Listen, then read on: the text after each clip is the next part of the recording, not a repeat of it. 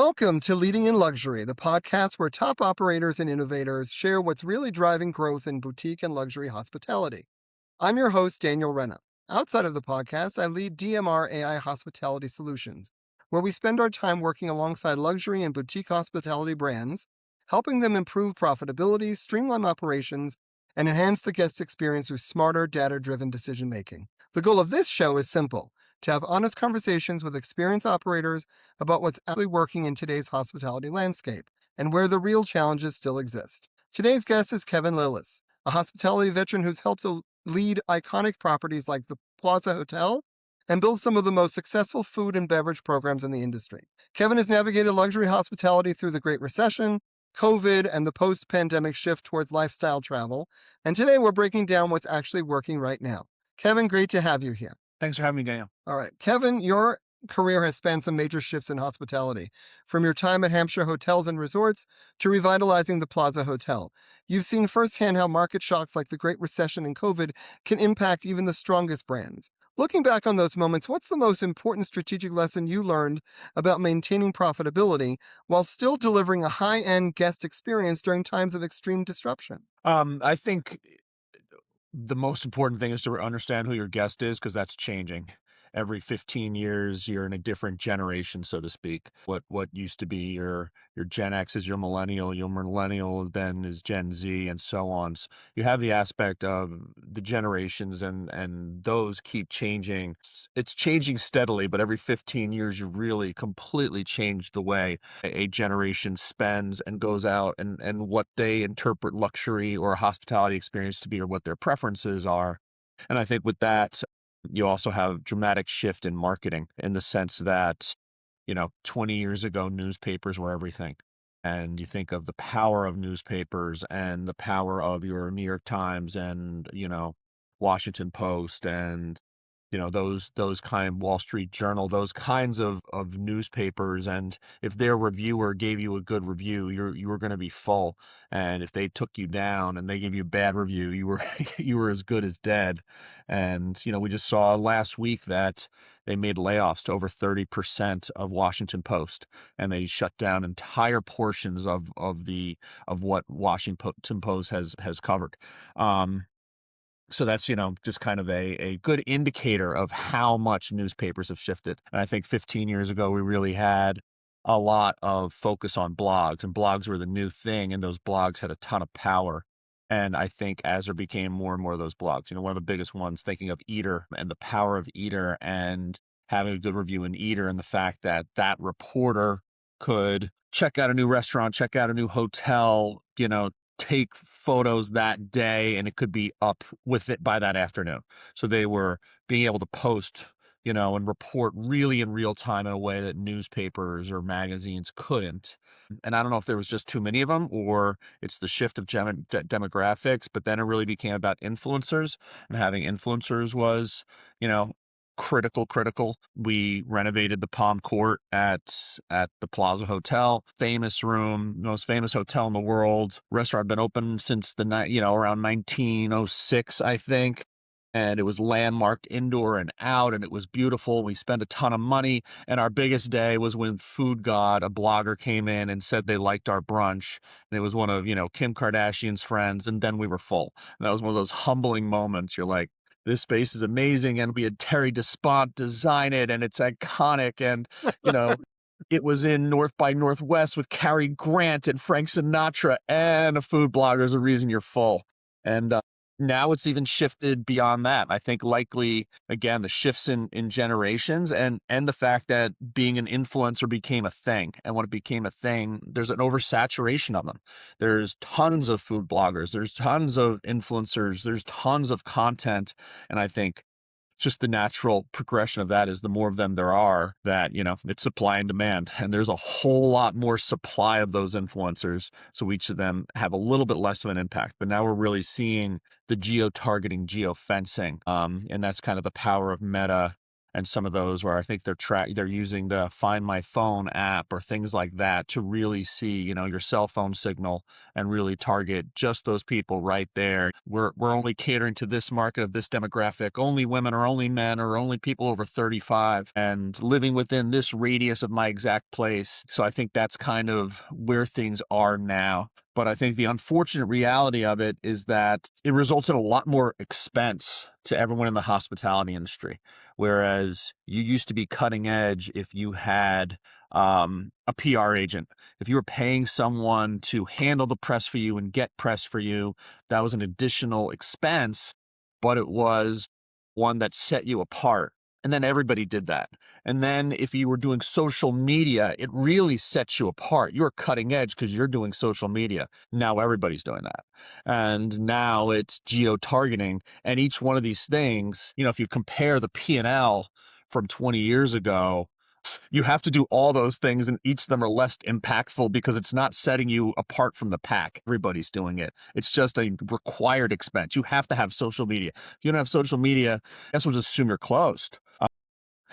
So it's the continued evolution. Well, it's that continued evolution and the perspective on the resilience of the industry, I guess, that really stands out. You've been deeply involved in building highly successful food and beverage programs, including the highest grossing food hall in the country at the Plaza, like you mentioned. Given the current challenges in the food and beverage sector, especially for middle of the road establishments, what are the top 2 or 3 metrics luxury hotels should be obsessively tracking now to ensure F&B isn't just breaking even, but actively contributing to overall profitability and guest loyalty? I think it really starts with site selection. I think that's the most important thing is making sure you're in the right place. Because if you are in the luxury set, there's only a certain percentage of guests you could even be catering to. So I think of it in the terms of, fishing in the right spot. Is that fish even in the pond? Are you in the right pond? If you're fly fishing and you're, trying to, pick something up in the ocean, it's not going to work out so well. So I think the most critical thing at first is site selection. But I think even the challenge with that, one of the biggest challenges we have in our industry and just the way it operates, and there's nothing you can really do about it, is the disconnect of construction. You can take a pin and put it in a moment and say, right now, February 2026, this is needed in this market. And we have a real opportunity based on our analysis that this is something that the market has room for and has demand for that is not currently being provided.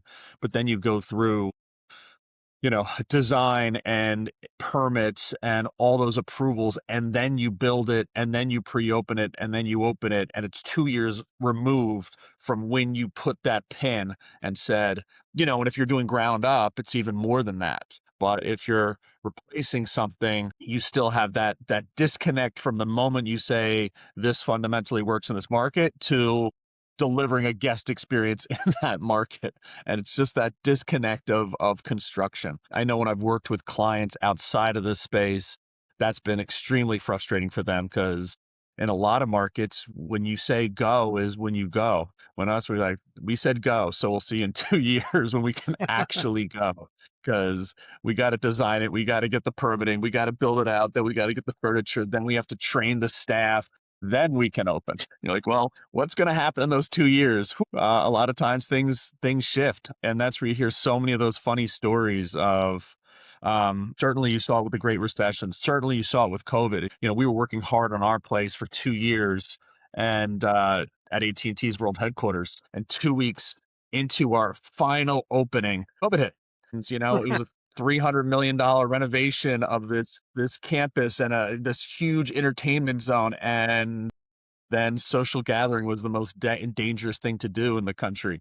So it's being able to constantly pivot. So that's certainly a major one is the site selection. And also, like we were talking about in the last, few minutes ago, it's really understanding who your guest is and how they interpret data and what they're looking for. That you're not selling them your brand. You're kind of selling them what they need. And that's where it really starts with understanding what they need first and providing that as opposed to the other way around. So that's really a figure of like adaptability, right? And F&B, I guess, is just one of those pieces that is a value driver rather than a cost center.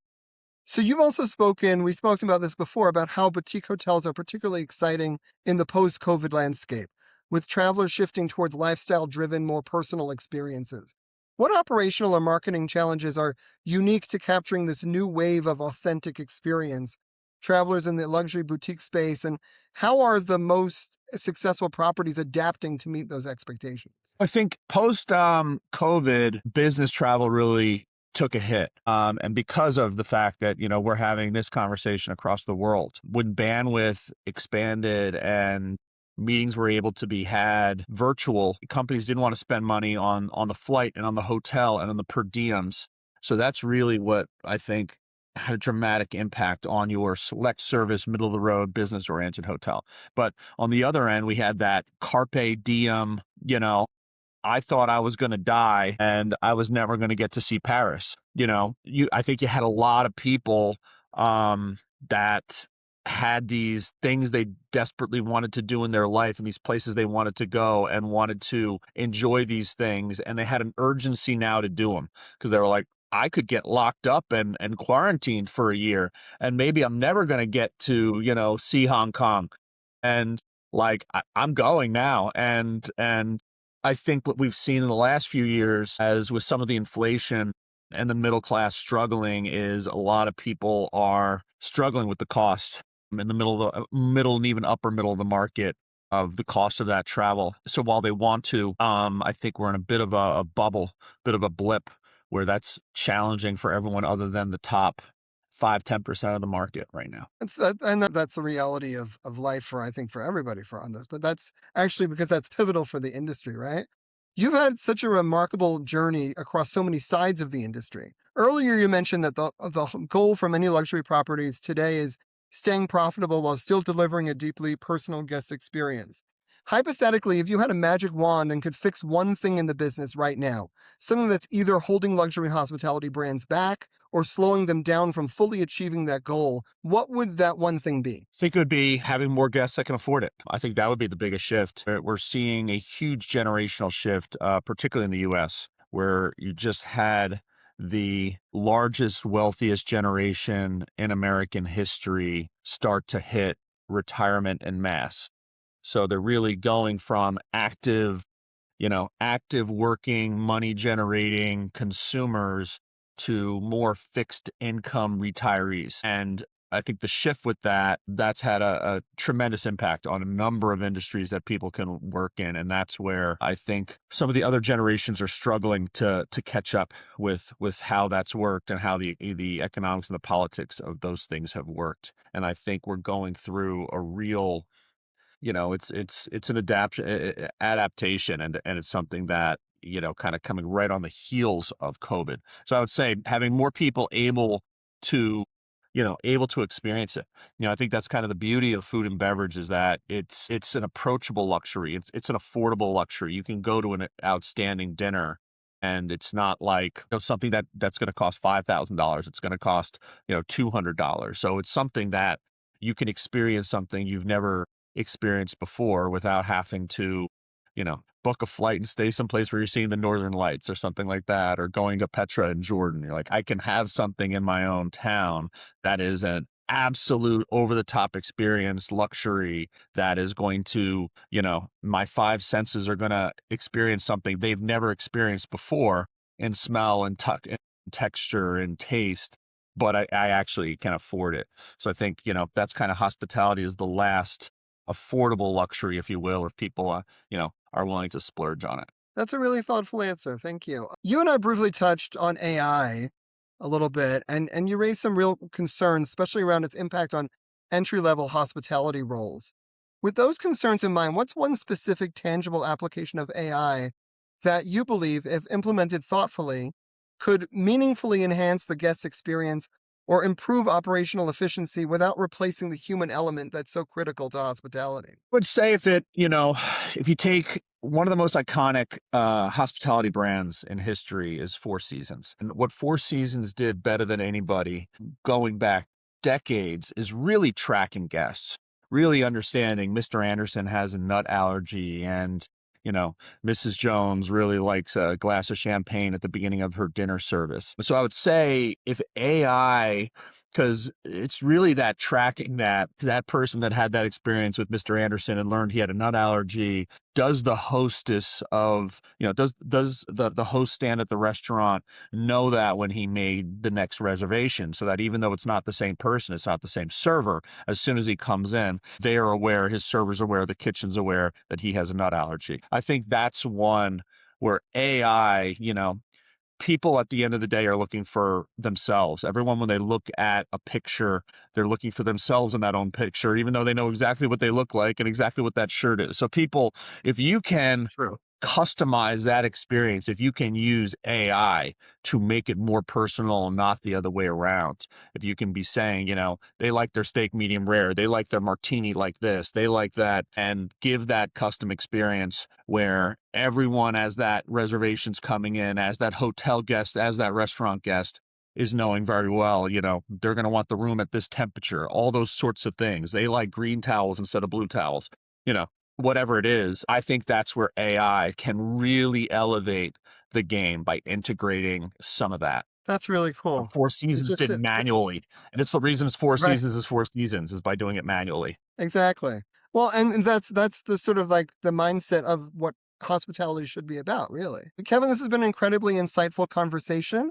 Thank you for sharing your experience and expertise and perspective on where luxury hospitality is headed. And to our listeners, thank you for tuning into Leading in Luxury. If you found this conversation valuable, please like, subscribe, and share it with someone in the hospitality space. I'm Daniel Renna. See you next time.